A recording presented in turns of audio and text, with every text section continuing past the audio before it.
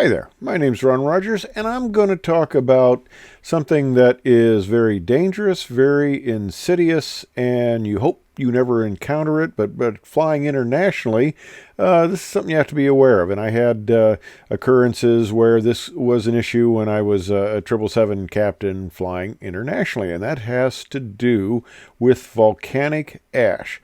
And I'm also going to provide a public service here. I'm going to explain captain speak translated to normal human speak. And I do that because the captain on this flight, British Airways Flight 009, going from London Heathrow to Auckland, that encountered a volcanic ash situation, gave what is probably voted the most underrated PA emergency announcement of all time. Now you're going, boy, volcanic ash can be serious. That looks horrible.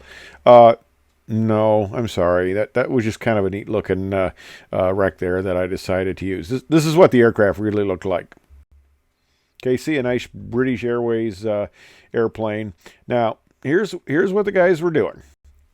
They were flying on a dark and stormy night. Well, actually, it wasn't stormy. It was just dark, and that's part of the problem. And on this flight between London Heathrow and Auckland, they were flying around Indonesia and a Mount Galungagung. I probably totally mispronounced that. The only way I think you pronounce that is you make it sound like you're coughing up a lung, but I'm not quite sure. But this Mount Galungagung, 100 miles southeast of Jakarta, they had a little volcanic ash encounter. Now, this is volcanic ash. I'm sure you probably have a good idea what it looks like. Okay, there's some volcanic ash. Now, if you're in the daytime, it's easy. You can see it, and a lot of times this will get reported and you avoid it.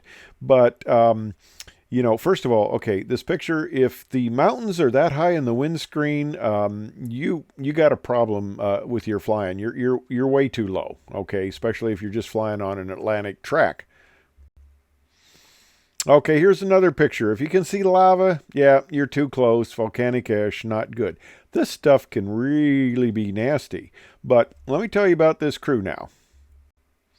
Okay, they're flying along and they get this St. Elmo's fire. We get that quite often when you get in an area of near thunderstorms. Typically, you can get into a period of a lot of static electricity and you get the sparks across the windows here. It can scare the heck out of flight attendants at times if they happen to be up there. But other than the first couple of times you see it and you go, oh my gosh, what the heck is that?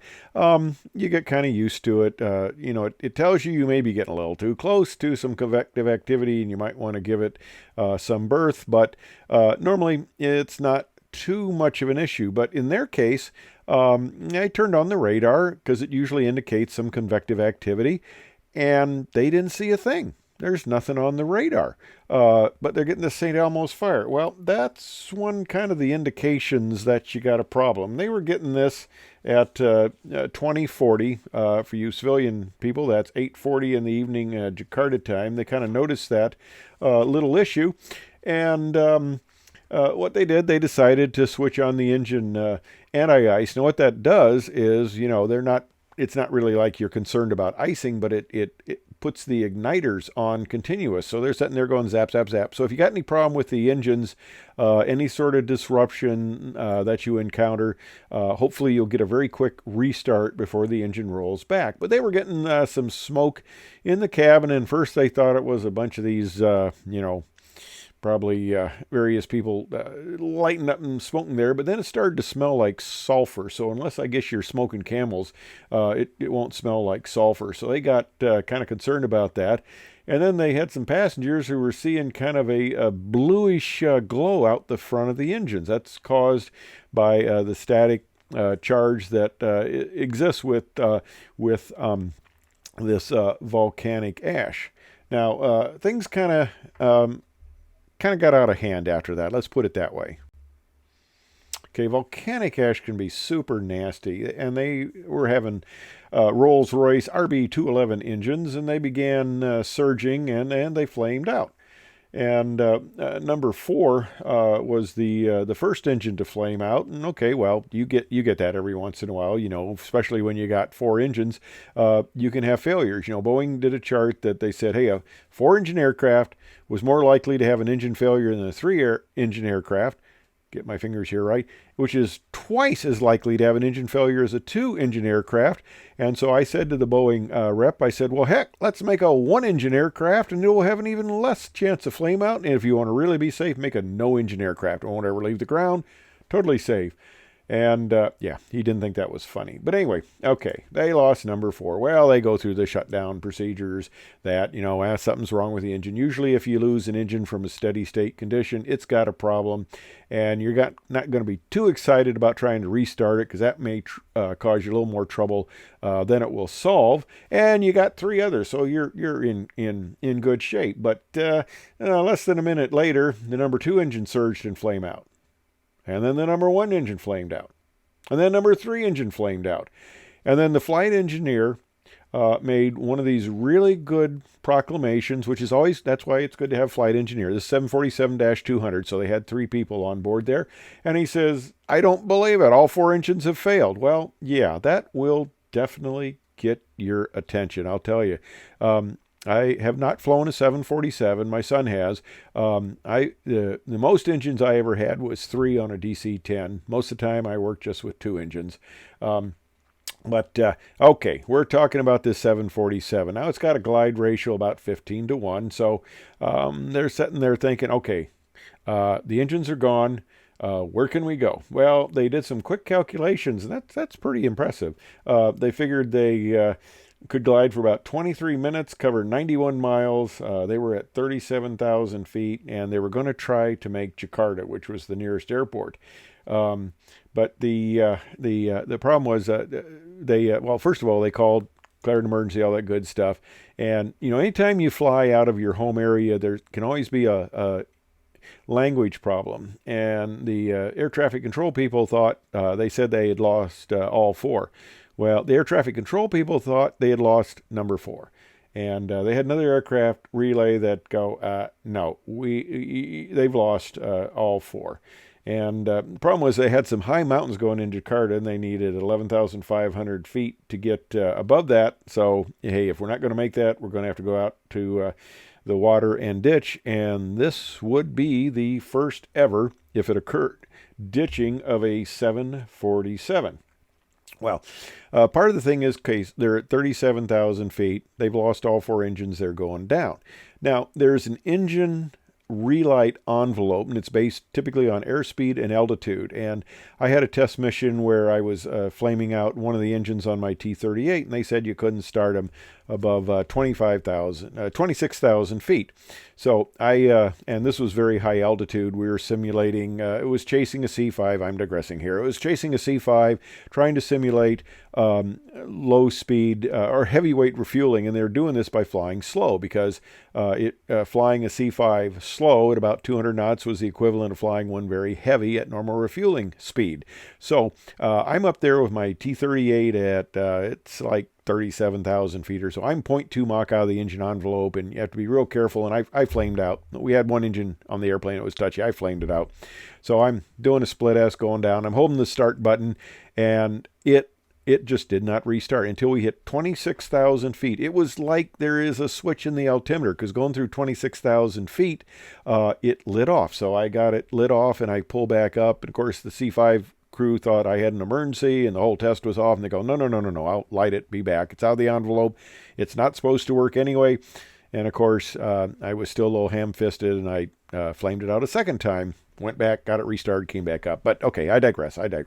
But anyway, okay, these guys, they're getting the engines restarted, and they're descending, but they had to get low enough to get them restarted, and they had to get below 28,000 feet, and they were finally getting the engines restarted, and they had various issues because they were losing pressurization, which you would expect.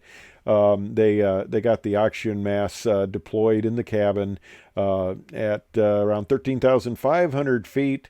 They were getting where, we either have to cross this mountain or we're going to go ditch, and that's never been done in a 747. But they finally got engine number 4 started. That was about at 8:56 Jakarta time.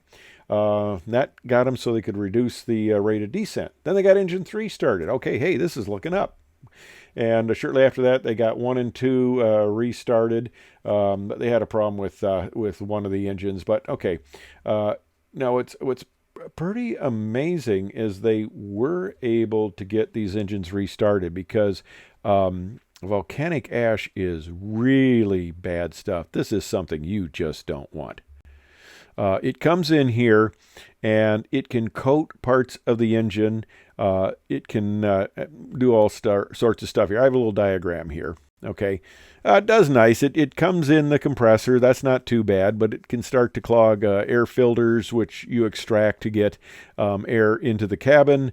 When you start burning it, it can block the fuel nozzles, it can contaminate the oil system, it melts in the heat, and it solidifies into a glassy glaze, as you can read right there, that coats vital engine compartments. Now what happens is, as you descent and the engine quits, this cools and then it can flake off. But here is my little checklist here at United Airlines, and I mean, gosh, you can get, because it's plugging things, you can get equipment cooling lights, you can get cargo fire stuff, you can get the engines flaming out, you can lose your pitot-static system, you can get the windows just sandblasted because, you're going through pumice. This is stuff that, they sell to use to grind lenses and stuff. So it can coat the windshields. And if you got a Cat 3 landing system, that's great because you probably can't see outside when you come back. Because it can take the landing lights out, it can erode the leading edge, the engines, it can take out the windows, it can do just all sorts of stuff. And you can get compressor stalls, you got flames coming out both sections of the engine. That's really nasty. And, like I said, you get the volcanic ash into the cabin. That's not good. It blocks your pitot tubes. You can just get erosion. It's bad on engines. In fact, it can be very bad on engines. It can cause all sorts of damage. And this was a situation I got involved with where they actually, when they know it, they close the airspace. And I was supposed to fly over to Europe. In fact, I finally went to Munich after they opened up the airspace due to the volcano in Iceland. I mean, we got volcanoes up over the Aleutians. We got them down in Jakarta. There are volcanoes all over the place. Some active, some inactive, some becoming active, like Mount St. Helens ages ago. In fact, I had a captain when Mount St. Helen blew up, and they were up there next to it in their little airplane, and the wife said to her husband flying the airplane, who was a United captain, said, "Wouldn't it be something if it erupted now and we can see it?" And he turned to her and says, "No, we do not want to be here." Okay. I digress. But they were able to successfully recover the aircraft. Of course, they get on the ground and the floodlights just, if you got a glazed window, it just, it screwed everything up. They could not see a thing. So they determined that, they could not even taxi with this situation. But now we're going to get into the situation of what I rate as probably the most underrated PA announcement of all time by a captain. And I will decipher it for you, okay? Here we go. All right. Okay. Puts on the captain's hat here, okay? I'm trying to get my best British accent here. Good evening, ladies and gentlemen. This is your captain speaking. Okay, well, y'all know captain speaking. Okay, I don't have to translate that. We have a small problem. Okay, when the captain says we have a small problem, now I'll translate that. Okay, you're sitting in the back here. Okay, we have a small problem. That means we have a big problem. And, since all 4 engines quit, you're probably going to die. Okay. Then he says, all 4 engines have stopped.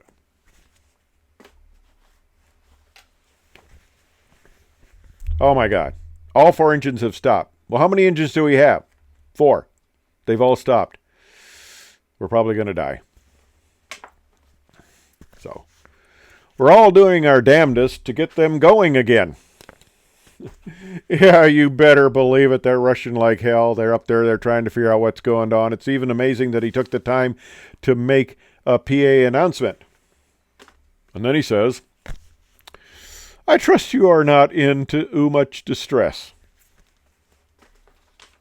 Oh my God. Guys in the back are going, what? You just told us you lost all 4 engines. You're doing your damnedest to get them going again. You hope we aren't in distress. We're going down.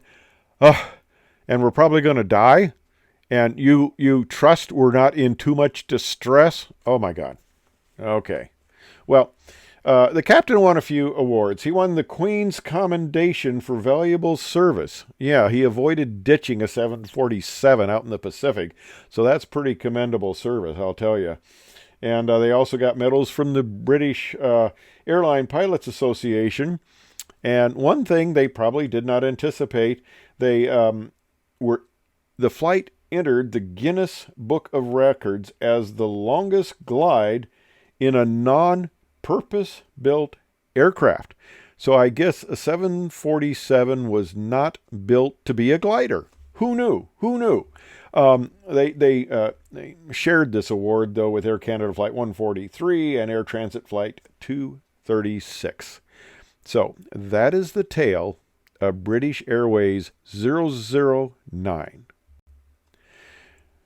This is where, in a situation like that, you want to be. You want to be safely on the ground, parked, and going over with the crew what just the heck happened. So this is the dangers of volcanic ash. I hope you found this interesting and informative. And if you're still with me, I've had some people I know that are pretty good about this thing suggest that I mentioned I was doing one of these a day, and they're going, "How can you do one of those a day? That's pretty good production." And I go, "Yeah, it takes a lot of time. It's a lot of work." And he says, well, maybe you should do 1 or 2 a week. 2 a week actually would be a lot. So I might pull it back to maybe 1 a week here. And I'm working on getting the But I Digress t-shirts too, and getting that set up in a store. So you can get those, because I've had a number of people say they want those, which is kind of cool. But I may pull it back just a little bit to give me a little bit of a rest here, and so I don't run out of accidents and incidents to talk about. But the interesting thing is, I'll make a comment about a certain issue, accident, incident, and somebody will say, well, how about this one, or how about this one? So I'm not sure if I'm going to run out anytime soon, because there have been quite a few of these, but I probably would. I've got over 400 videos out there, and a lot of them are flying my little airplanes. So I'm going to keep those going out there. But anyway, I hope you enjoyed it, found it interesting, and thank you very much for watching.